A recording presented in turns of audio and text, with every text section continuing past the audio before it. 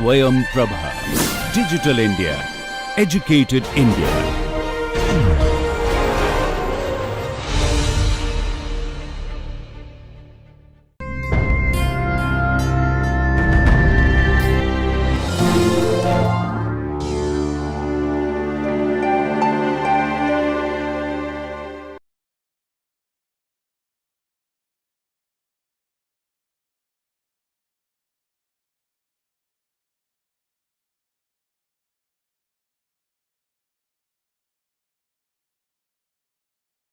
Let us continue our discussion on rigid body dynamics.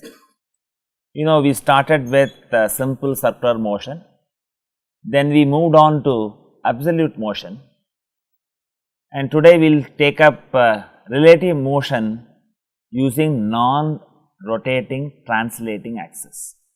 And you will find in this development, we would still go back and then use the equations developed for circular motion very intelligently.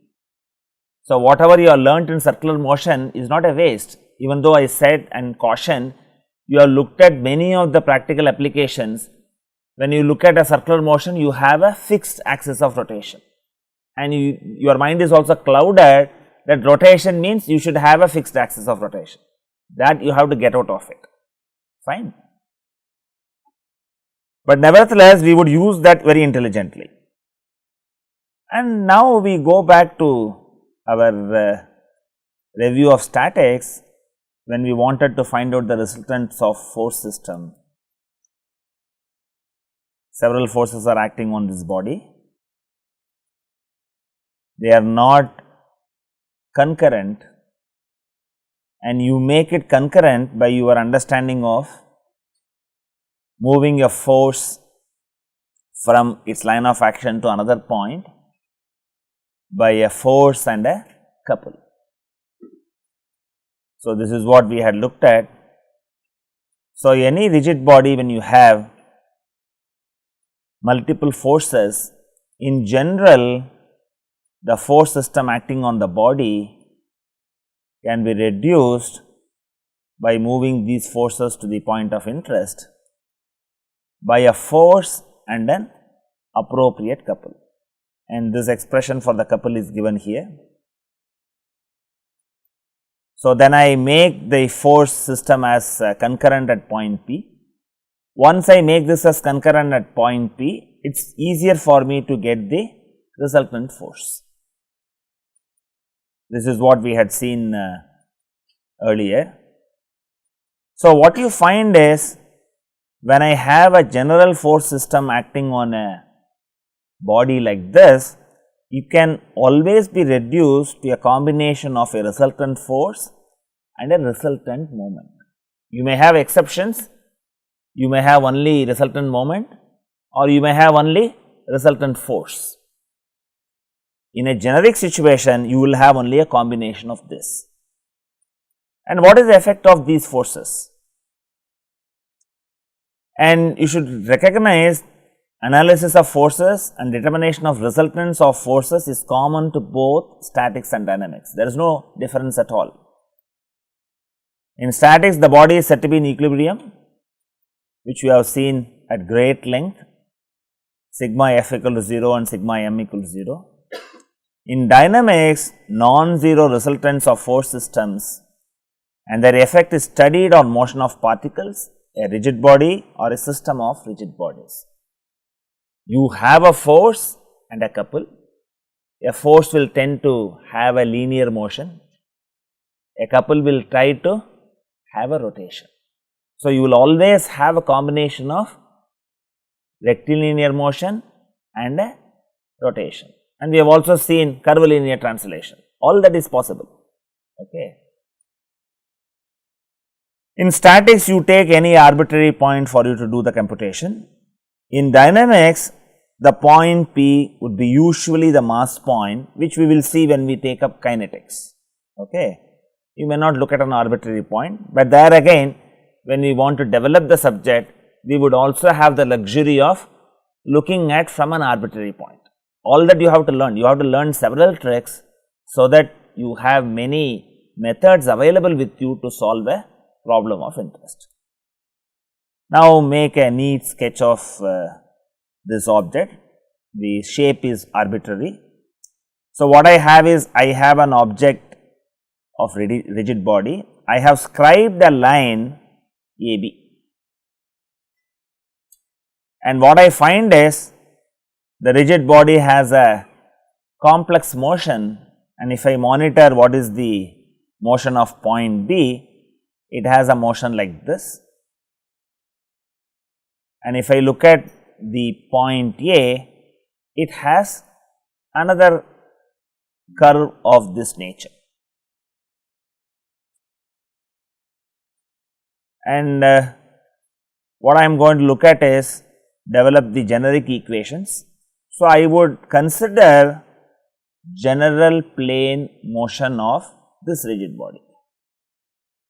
Let us look at the general motion, and it moves to another position like this. And if you look at this motion, this can always be thought of as a combination of rotation and translation, and that is what is shown here.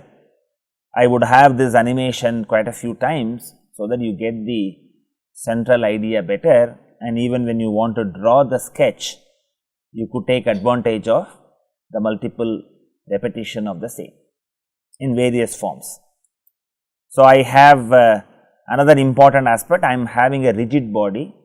So, if I put point A and B, the distance remains fixed or is constant. So, you get an idea how we get into a circular motion. In a circular motion, the radius does not change, fine. We will see how we will link this to circular motion intelligently and make our life simple.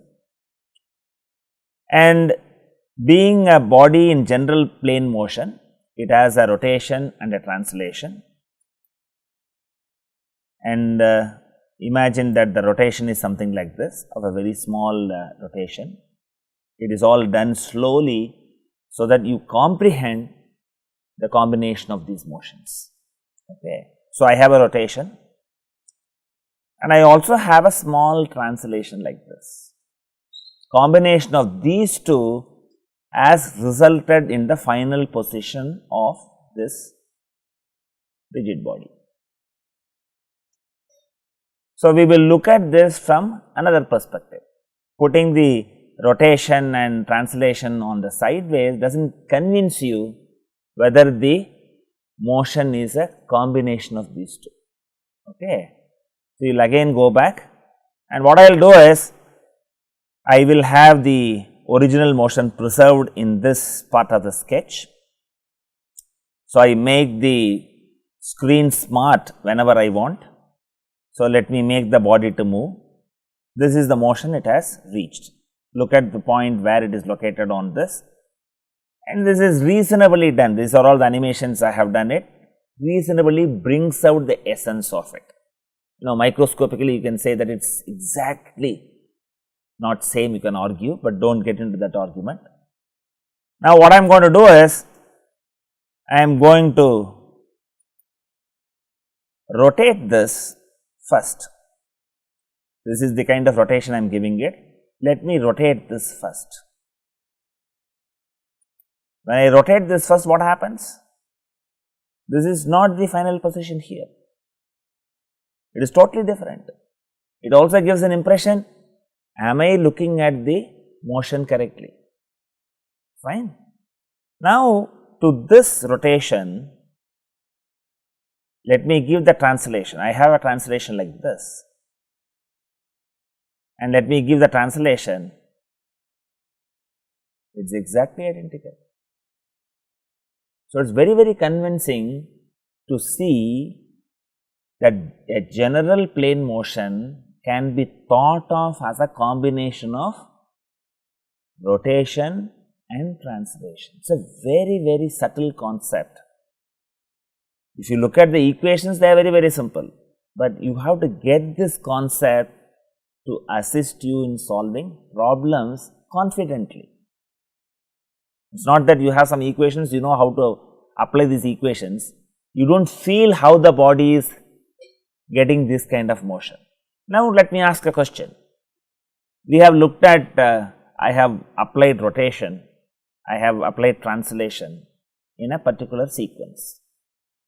In reality, the body has a combination of this rotation and translation happening simultaneously. Fine. Well, only then you can have your gadgets working, and particularly in packaging industry, they need many such motions. It's a very interesting application where you have to have different types of complicated motions to achieve your packaging requirement. Okay. Can I ask a question? Suppose I reverse this order. We have seen rotation followed by a translation. Now, let us look at translation followed by a rotation. Do you think it will remain same or there will be difference? Let us see what it is. The central idea is general plane motion is a composition of a rotation and a translation. It's a very subtle point. If you understand it, you can enjoy solving problems. Here again I have this general plane motion for this rigid body, and this we would initially have a translation like this. When I translate, it is not same like what I have here, it is different. And when I give a rotation like what I see here, it is precisely the same like what you have got earlier. This again reconfirms the central idea. General plane motion can be thought of as a composition of a rotation and a translation. This is qualitative appreciation. This is not going to help us. We need to develop the mathematics. So, I need to put in the unit vectors and look at what it is, and you have already learned, if I have to recognize what is the amount of rotation for a rigid body, simply scribe a line, monitor its motion. You have come out of the mental block that I should look for a fixed axis about which rotation takes place. That is what you have learnt in the last class, fine. So, now let us apply all of this now. So, I have a position vector for the point B is taken as RB, and this is at an angle theta, and I have a position vector for point A. Please make a neat sketch in your notes. And we have repeatedly seen that we have considered this as a rigid body. So, the vector R remains constant. That is a very important information from the way we have idealized the body to make our life simple and comprehend what is it. Suppose I want to find out rotation of this body, what is it that I should do? I already have a line AB scribed on it, just find out its orientation from a fixed reference and then monitor what happens to that. So, let me put that as a line like this and put the angle phi.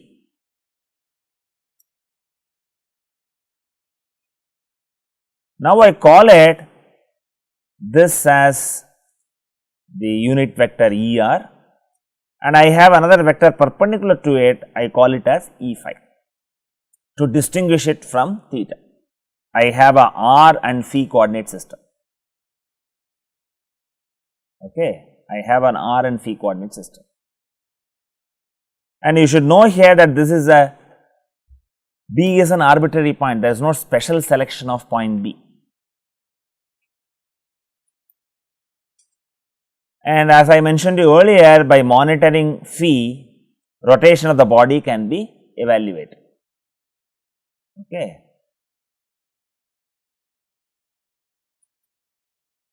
And you can also write this interrelationship. RA is nothing but RB plus RER. And mind you that R is a constant here. I can also put this as RAB, RBA and so on. And I have already told you to indicate the vectors, I just put a cap, not making a distinction between a unit vector and a normal vector. So, you can interpret these expressions correctly. So, this has moved to another position here, and what you should recognize is when I put the new unit vectors at the new position, they are not same as what was original. It is ER prime and E phi prime. Please make a neat sketch of this. I would also repeat this from different perspectives again. So, you will have sufficient time to make this sketch as neatly as possible. We will again go back and see these unit vectors in stages. Okay. And once I have the unit vectors are changing, I can also bring back whatever we have derived for the polar coordinate system. Here I use R and phi. So, ER dot becomes phi dot E phi, and your E phi dot becomes equal to minus phi dot ER.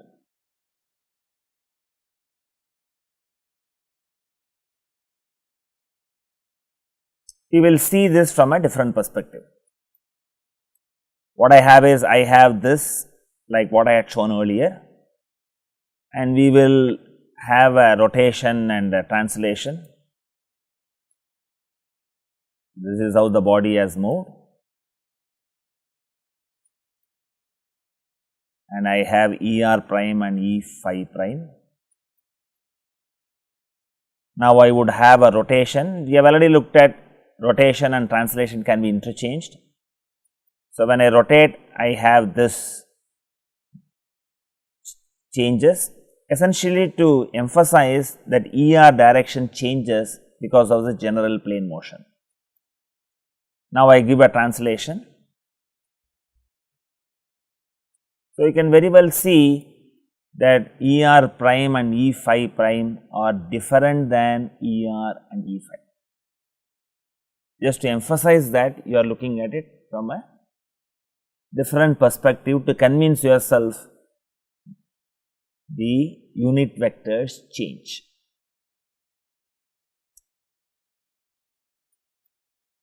And now, we go back to the mathematics. So, we have learned that ER and E phi changes. From polar coordinates, we know how to write ER dot and E phi dot, and from simple mathematics, you can write what is RA is nothing but RB plus RER, and rest of it is straightforward. You simply have to do the differentiation, get the velocity, again differentiate that and get the acceleration, apply the product rule systematically.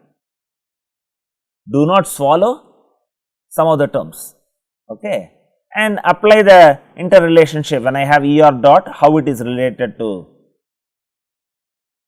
E phi, and E phi dot, how it is related to ER, use it in your expression. So, this is going to be a similar expression like what I have got for the polar coordinate system which we have derived earlier. There is no difference at all. I have VA equal to R dot A, that is equal to R dot B plus R dot ER plus R ER dot. I am careful in applying the differentiation. I have two terms R dot ER plus R ER dot. Then I do the acceleration. Okay, I have simplified it right here, because we know very well it is on a rigid body. The distance between any two arbitrary points, which is labeled as R here, remains a constant. We invoke that. So, R dot is 0. So, I have this as, I have also label this as VB plus R phi dot E phi. And this R is replaced because writing it in general may be confusing in a complex problem. So, this is nothing but the vector RAB. So, I have VA equal to VB plus RAB phi dot E phi. So, it is very straightforward. Do you see that the equations of circular motion is coming into this? I have a complex motion, but this complex motion is now simplified and we are going towards that. We will have detailed discussion on that, fine. So, I have this first expression and you differentiate this, I get AA equal to AB plus R double dot minus R phi dot square ER plus R phi double dot plus 2 R dot phi dot E phi. Here again I can invoke that R is a constant and knock off terms which will go to 0. So, I get this as AA equal to AB minus R phi dot square ER plus R phi double dot E phi. And this R can be replaced for clarity as R A with respect to B. See, in all this discussion, we have taken 2 points A and B. The idea is to get the quantities velocity and acceleration with respect to a fixed reference for point A. The intermediary is we find out what is VB and AB plus some other quantities. And this is how we would develop the equations for using a rotating axis, fine. So, this terminology B and A you should perceive it like this. When I want to apply Newton's law, I need to do it only in an inertial frame of reference. Until then I cannot apply it.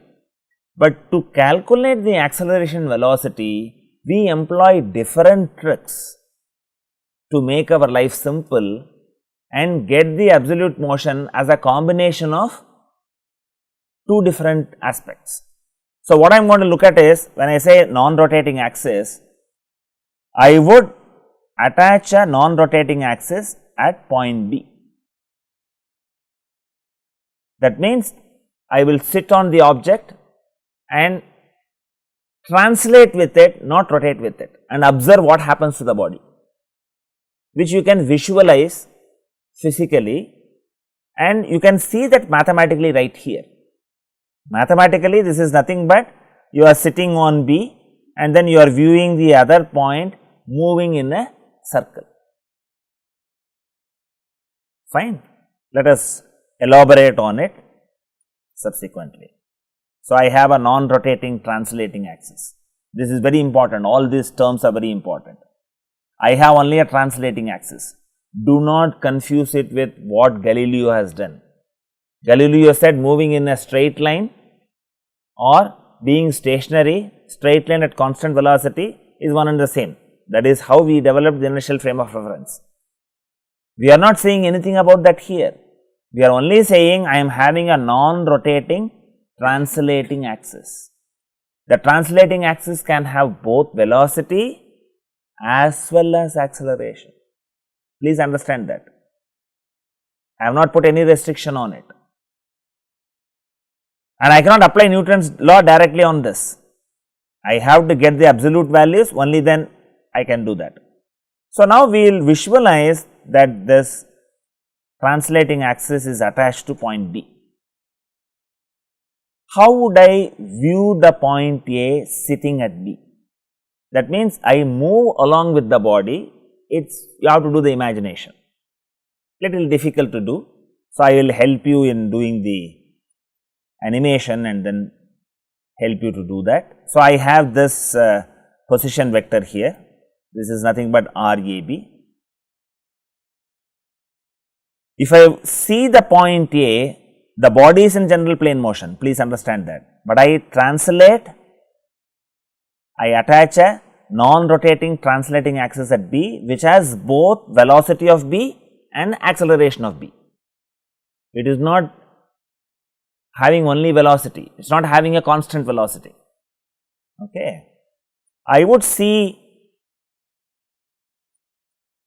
the point A moving in a direction perpendicular to this line of action, perpendicular to this line of action, that is V A with respect to B. Is the idea clear? And I can get VAB as omega cross RAB, the equation from your circular motion. If I calculate the velocity like this, I can also calculate the acceleration in a similar fashion. And if you visualize that this is having a anti-clockwise motion, that is how we have taken it, you would see sitting at B, the point A would appear to move in this fashion. Please make a neat sketch of it and observe the sense of rotation. Observe the sense of rotation. Observe the sense of rotation. If you understand this clearly, then you will be very confident in solving problem. There are many interesting aspects you get out of it. You know the direction of the relative velocity. This is perpendicular to the line joining B and A, and that would be very useful in solving a problem, practical problem. You know the direction, you may not know only the magnitude. So, you can write a vector diagram, graphical sketch, where you can use this information to calculate the relevant quantities. So, you need to understand the mechanics of it. If I attach a non-rotating translating axis at point B, I would see point rotating with respect to B like this. Suppose I do a different aspect, I do not take point B as my reference, I attach an axis at point A. What way would I perceive the motion of point B looking from A? This is question number 1. The question number 2 is, how you have seen the rotation here? The rotation is anti-clockwise. How will you see the rotation sitting at point A and then look at what happens at point B? These are the two questions you have to get clarity. See, the body as such has a general plane motion. Our interest is to get the quantities of particles lying on the body to find out that absolute velocity and absolute acceleration. This is our goal. Intermediary, what you are doing is you are attaching the axis to one of the points and make your computation in stages. Okay. For one of it, you might know the quantities from some other aspect of the physics of the problem. So, I get that information. For the other point, you intelligently use the equations and get it. Now, the question is, if I want to view from point A to point B, how will this happen? I have attached a axis at this point. I put essentially as a pin joint, because pin joint you know very well, it allows rotation. When I say that it allows rotation, that is why the pin joint symbolism is used.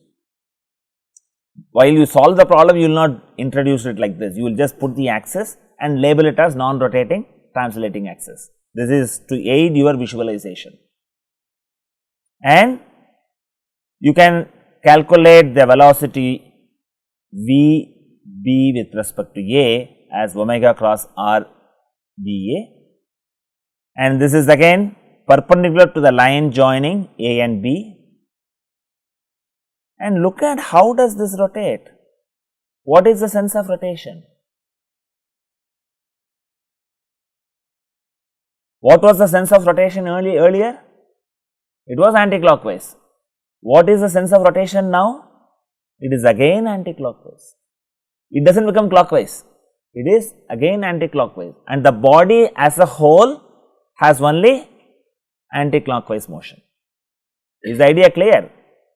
Okay. We will also understand it with further animations that helps, and it is important to note the sense of rotation is same for both the points. Whether I view it from B or view it from A, the body as a whole has one sense of rotation, which agrees with the physical reality. Okay. And let us summarize the points: relative motion, non-rotating axis. The distance between points A and B is always a constant as it is a rigid body. If it is a deformable body, what will happen? There may be some small change in the distance. But I told you earlier, engineers model the problem like this. Even if you consider deformation, you say it is small, I can still work with initial coordinate system. All the tricks we do. Okay. But here you do not have to do a trick, we have given an idealization that it is a rigid body. A non-rotating observer attached to point B views point A as having fixed axis rotation about B, which is what we have seen with very nice set of animations. Okay, it is a central aspect of this discussion. And once you know that this has a fixed axis rotation about this point, the relative linear velocity, please underline the term relative linear velocity. I am not getting the absolute velocity. The relative linear velocity is always perpendicular to the line joining the points in question. This property we would exploit while solving problems in graphical methods. I am going to teach you graphical method as well as vector algebra, because I would like, as engineers, you should visualize things first. They are very important. Just learning the mathematics and blindly closing your eyes is not going to help you. The non-rotating axis attached to point B can have both translating velocity as well as translating acceleration. I am emphasizing this. Do not take the reference frame attached to B as inertial reference frame. It is not an inertial reference frame. It is only an intermediate step for you to calculate the absolute acceleration at point A. I cannot apply Newton's law in this axis attached to point B. The only requirement is that the axis do not rotate. Okay. We will see and understand it better now. Because you know the path, I can easily depict the acceleration, the velocity as tangential to the path. I have velocity Vb at point B and I have some other velocity Va at point A. My interest is now try to visualize, suppose I attach an axis at B, what velocity it would translate and how do I visualize the motion, fine. So, I have Va equal to Vb plus Vab, and mind you, Va is the absolute velocity which is measured with respect to the fixed reference.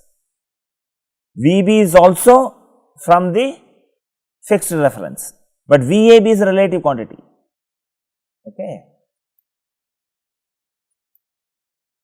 So, I have both the points have velocity Vb because I have a translating axis attached to this. That means, for the observer he will have velocity Vb in this direction.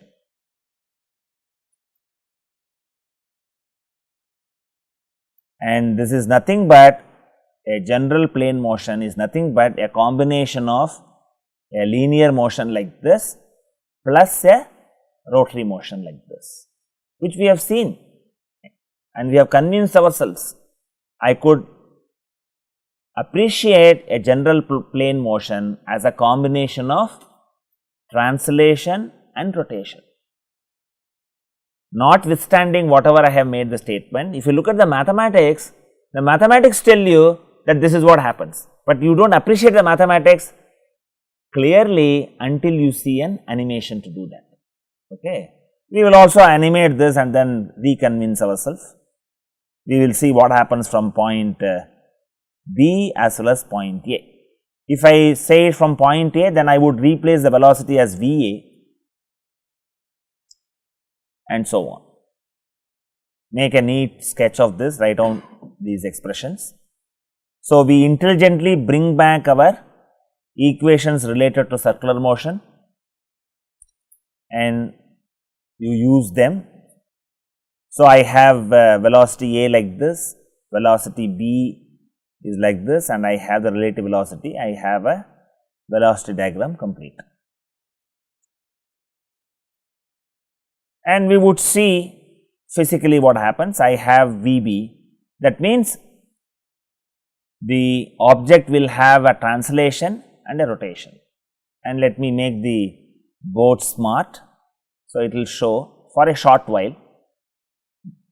So, attached to B, I will have a translation like this and a rotation like this. So, the combination of these two explains the general plane motion of the original rigid body. Now, we would look at if I have axis attached to point A, it would have a velocity VA and the body will rotate like this. You can see this animation again. So, you have this velocity is different and you have a rotation like this, and which is what is shown simultaneously here. So, you get a clarity of what is happening. So, you can think of a general plane motion as a combination of translation and rotation. We have looked at the velocity, now we look at acceleration. See, when I say the acceleration, it will have a generic direction like this. I do not know the direction. I have given an arbitrary direction like this. I have acceleration at point B and I have acceleration at point A, and this is nothing but it is accelerating with AB plus a rotation about B. And once you recognize this, it is easier for you to put the relevant quantities and put the acceleration diagram. So, I have relative velocity is A, acceleration is AB. This has two components. Okay. I have put this relative acceleration. It will have a, I can look at this as AB plus AA, I get this. But for me to get AAB, I will have two components, one along the radial direction or towards the center of rotation. I have this as AABN and I have a tangential component. I put this component here. I have AABN and I have AABT. I can get the relative acceleration. And we would also write the expressions. Ultimately, we need to settle down with expressions. So, I have given this AB, I am going to rewrite the same thing. I need to get the absolute acceleration of point A, that is nothing but absolute acceleration of point B and relative acceleration of point A with respect to B. And my computation is largely simplified because of our recognition that relative acceleration I can easily get it from circular motion equations. That is the central core of it. The motion as such is very complex. Since we have looked at this as addition of translation and rotation, we are in a position to write these expressions. So, I have AB, let us put here. This is nothing but combination of a normal component and a tangential component. You can view it in either way, as a radial or theta direction. And I have this as a normal component, and I have the tangential component this way, and the normal component can be obtained from your circular motion as omega cross r, and your tangential component is nothing but alpha cross r. And in longhand, I can write AAB normal component as simply r omega squared or v squared AB by r, and AABS v dot A with respect to B or r alpha. I have already cautioned you, when you write it as a vectorial form, you always call it as alpha cross r. Otherwise, you simply say as r alpha, it is convenient. So, you should understand the distinction between the two. So, what is the solution approach? Always sketch the vector polygon clear enough to reveal the physical relationships involved. So, this is where sketching is very important for engineers. So, sketch known vectors, use this as a basis to proceed further. From this sketch, scalar component equations can be written by projecting the vectors along convenient directions. So, this is how you do it in a graphical approach. It is not that you are going to take a graph sheet and then solve it. You can sketch it, that is good enough for you to do it. Alternately, use vector algebra to construct equations. From this, by collating the terms corresponding to say I and j, construct scalar equations. So, what we will do is we will replace ER and E phi as simply as I and j by representing the axis. We will do that and take up a very simple problem, which you all seem to have better exposure on rolling. A wheel of radius r equal to 400 millimeter rolls to the right without slipping. That is a very important aspect. It is measured at the center O has a velocity of 4 meters per second. Using relative motion analysis, calculate the velocity of point A on the wheel for this instant. I have already told you in dynamics, we are learning methods through the vehicle of problem. So, the method is more important than the answer for the problem. So, I want you to solve it only by relative motion analysis. Okay. It is a very simple problem, there are multiple ways to solve it. So, we will look at what way we will handle it. Taking O as the origin of non-rotating axis, from relative motion approach, one gets V A equal to V naught plus V A naught. So, I have this distance is fixed, the angle is given as 30 degrees, and I am given the velocity V naught in the problem statement, that is horizontal like this. And you know very well from our discussion on relative motion, the relative velocity when I attach a translating axis at O has to be perpendicular to this. And mind you, while developing the equation, we have put A and B. So, in a physical problem, you should find out what corresponds to B and what corresponds to A. So, do not confuse these two issues. So, you should know how to apply the equations properly. Suppose I call this as B and then A, you should be able to apply the same equations appropriately. Fine. It is only a labeling requirement, but you should understand the motion correctly.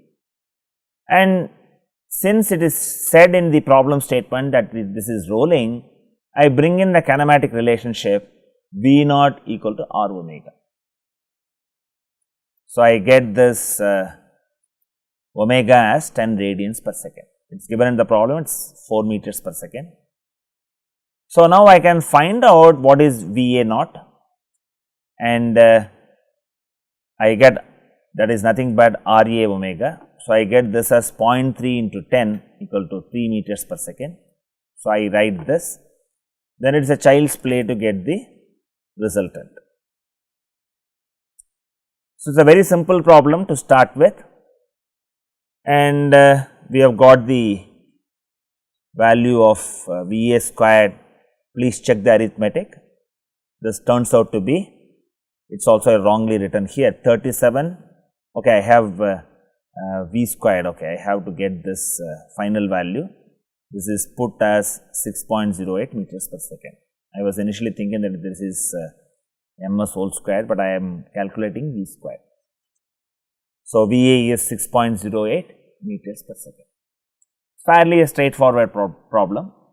So, in this class we have looked at what constitutes general plane motion. I have said that it is a combination of rotation and translation. Whichever way you do the sequence, the final motion remains same. Even though the motion is little more complicated, we have been able to bring in the circular motion equations intelligently to handle a problem like this. And once you learn how to do relative motion analysis, you can solve a wide variety of problems which was not possible only with absolute motion. Thank you.